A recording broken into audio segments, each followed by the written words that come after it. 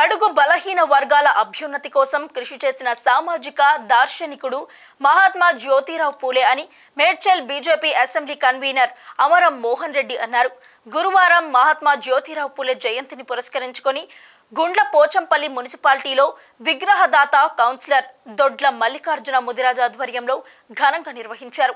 ఈ సందర్భంగా అమరం మోహన్ రెడ్డి మాట్లాడుతూ సమాజంలో కుల లింగ వివక్షతకు తావు లేకుండా అన్ని వర్గాలకు విద్య అందాలని, విద్య ద్వారానే బలహీన వర్గాలు సామాజికంగా ఆర్థికంగా అభివృద్ధి చెందుతాయని పూలే భావించారని తెలియజేశారు. ఈ కార్యక్రమంలో విగ్రహదాత కౌన్సిలర్ దొడ్ల మల్లికార్జున ముదిరాజ్, కౌన్సిలర్లు అమరం సరస్వతి, సాయిపేట శ్రీనివాస్, బీజేపీ మున్సిపల్ అధ్యక్షుడు ఉషిగారి శ్రీనివాస్, బీఆర్ఎస్ మున్సిపల్ అధ్యక్షుడు సంజీవ్ గౌడ్, నాయకులు రవీందర్ గౌడ్, కిషన్, శ్రీనివాస్ రెడ్డి, జగన్, కృష్ణారెడ్డి తదితరులు పాల్గొన్నారు.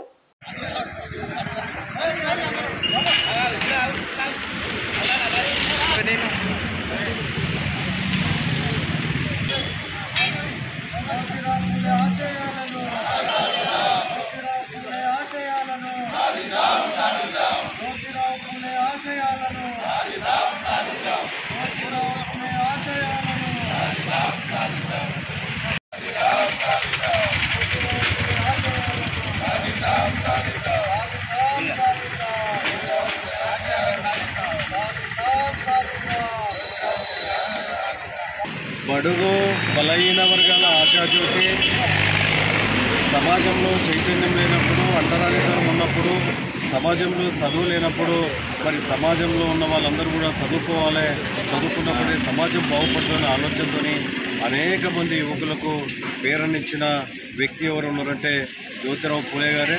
మరి వారి ఆశయాలు ఏవైతున్నాయో ఆశయాలను నేటి యువత సమాజం అంతా కూడా పుచ్చుకొని వాళ్ళ ఆశయ సాధన దిశగా అందరం కూడా ప్రయత్నం చేయాలి.